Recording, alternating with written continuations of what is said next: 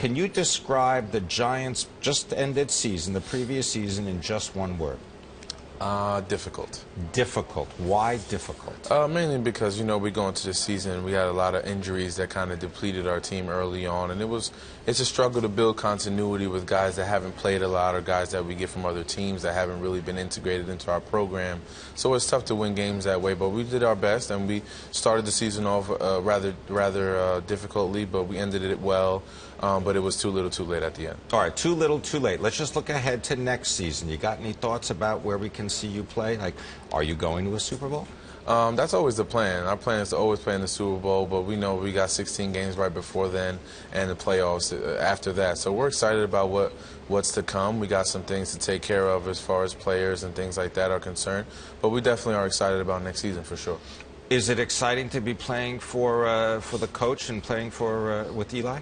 100%. I love Coach Coughlin, man. He shoots it to you straight. He pulls no punches. And Eli's just a great guy, man. He's always, he really vouches for his guys and stands up for people he believes in. And me and him have a good relationship, so it's always good. All right. Now, the Eagles, you've got a rivalry amongst other teams with the Philadelphia Eagles. Mm-hmm. And, one of the running backs there, LaShawn, he had a little comment about playing in the Super Bowl. Why don't you just listen? I get your reaction to it. Okay.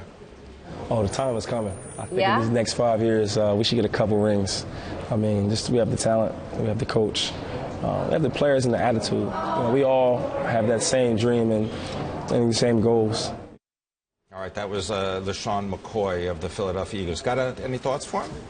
I mean, they know that in order for them to win championships, they got to go through us. So, I mean, we're going to be prepared. We're going to be ready to play. We know that they've, developed into a good team with Nick Foles at the helm, throwing the football. So we're excited about the opportunity, and it should be a good game once we play each other. Okay, now, when I first met you, what was the first thing I said?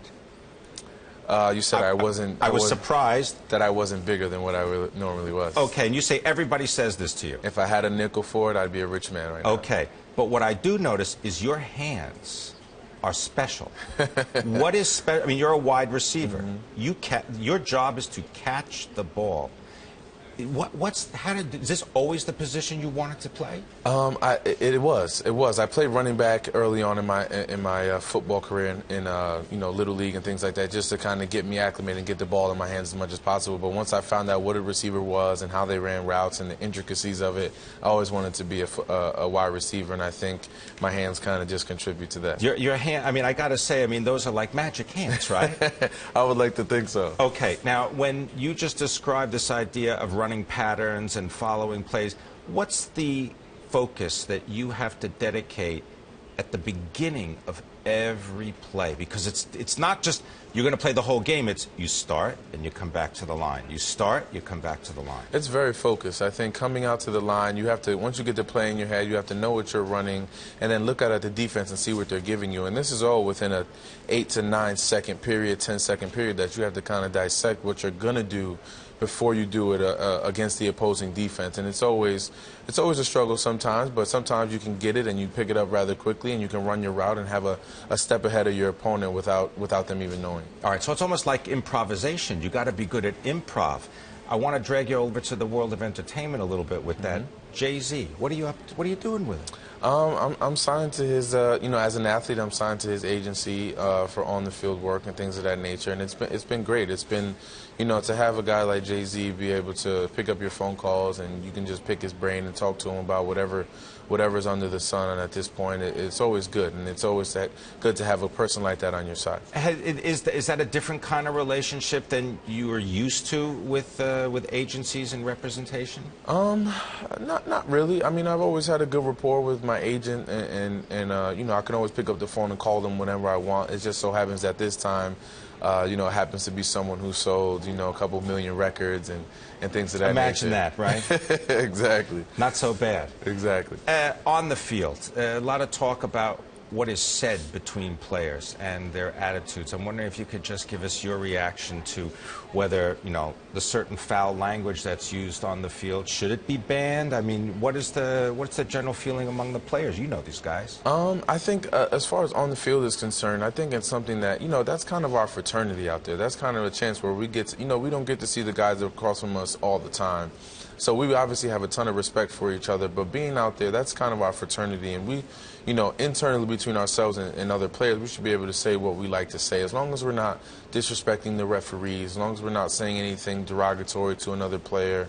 I think we should be able to say what we want. But I do understand that the NFL is trying to clean up the league a little bit and make it something that, you know, that when you hear it on TV, everything's clean, and they're trying to clean up the game. So I respect it, but I think, you know, you can't take away everything that's been built as far as our fraternity is concerned out there on the football field. Well, that's a good point, because that also raises the issue of this whole social media networks where everything seems to be getting out, everything is transparent, and it's almost you got a lack of privacy within, as you describe it, your fraternity.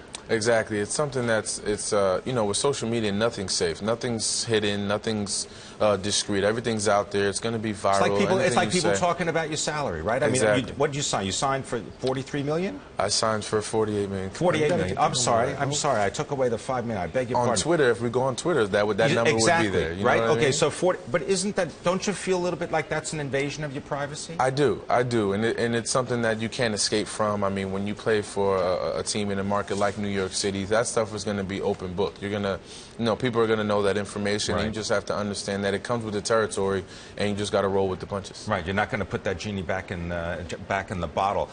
Michael Sam, for example, right? I mean, first openly gay athlete in the NFL. What's the reaction been amongst your fraternity?